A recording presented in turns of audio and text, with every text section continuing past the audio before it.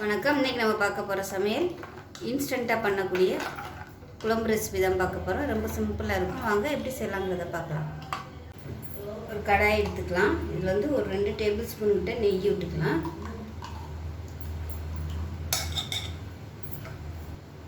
நெய் சூடானதும் ஒரு 6லேருந்து 7 வரமிளகாய் சேர்த்துக்கலாம். அதோட 5 பூண்டு பல் சேர்த்துக்கலாம். இதை வந்து நல்லா வறுக்கணும். இப்போ பாருங்கள், வரமிளகாயும் பூண்டும் வறுத்து கிணத்துல எடுத்து வச்சுட்டேன். வறுத்துட்ருக்கையிலே ஃபோன் வந்துருச்சு. ஸோ அதனால் வந்து கட் ஆயிடுச்சு. ஸோ வந்து எடுத்து ஒரு கிணத்துல வச்சுருக்கேன். இப்போ ஒரு மிக்ஸி ஜார் எடுத்துக்கலாம். இப்போ நம்ம வறுத்து வச்சுருந்தா வரமிளகாயும் பூண்டையும் சேர்த்துக்கலாம். இப்போ ஒரு 1/4 கப் அளவுக்கு துருவின தேங்காய் சேர்த்துக்கலாம். இதை வந்து அரைச்சிட்டு வந்துட்டு பார்க்கலாம். இப்போ பாருங்கள், நல்லா நைஸாக அரைச்சாச்சு. இப்போ இதில் தயிர் சேர்த்துக்கலாம். நல்லா ஒரு 1/2 கப் அளவுக்கு தயிர் சேர்த்துக்கலாம். இந்த அளவு பார்த்திங்கன்னா மெஷரிங் கப்பில் 1/2 கப்பு வந்து கரெக்டாக வரும். இப்போ இதில் தண்ணி சேர்த்துக்கலாம். 1/2 கப் அளவுக்கு தண்ணி சேர்த்துருக்கேன். இப்போ இதையும் அரைச்சிட்டு வந்துட்டு பார்க்கலாம். அவ்வளோதான். இப்போ அரைச்சாச்சு. இப்போ தாளித்து விட்டுடலாம்.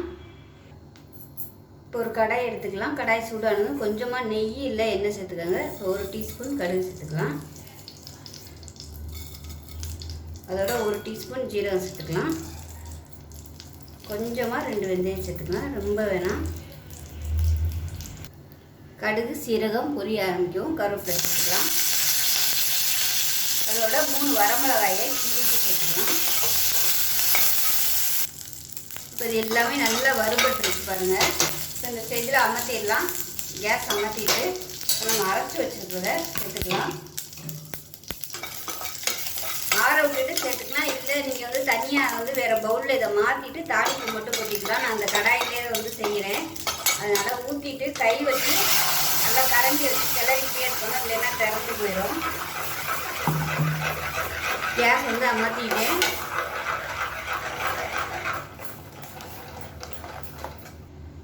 இப்போ மிக்சியில் இருந்து தண்ணி கொஞ்சமாக சேர்த்துக்கலாம். திக்னஸ் பார்த்துக்கிட்டு நீங்கள் தண்ணி சேர்த்துக்கோங்க. தேவைப்பட்டால் நீங்கள் தண்ணி சேர்த்துக்கலாம். அவ்வளோதான். அருமையான பூண்டு மோர் குழம்பு ரெடி ஆயிடுச்சு. ஸோ வித்தியாசமாக இருக்கும். செஞ்சு பாருங்கள். செஞ்சு பார்த்துட்டு எப்படி வந்துச்சுங்கிறத சொல்லுங்கள். வீடியோ பிடிச்சினா லைக் பண்ணுங்கள், கமெண்ட் பண்ணுங்கள், சேனலை சப்ஸ்கிரைப் பண்ணுங்கள், பக்கத்தில் உள்ள பெல் பட்டனையும் ப்ரெஸ் பண்ணுங்கள். நன்றி. இப்போ இதில் தேவையான அளவுக்கு உப்பு போட்டு கலந்துக்கலாம்.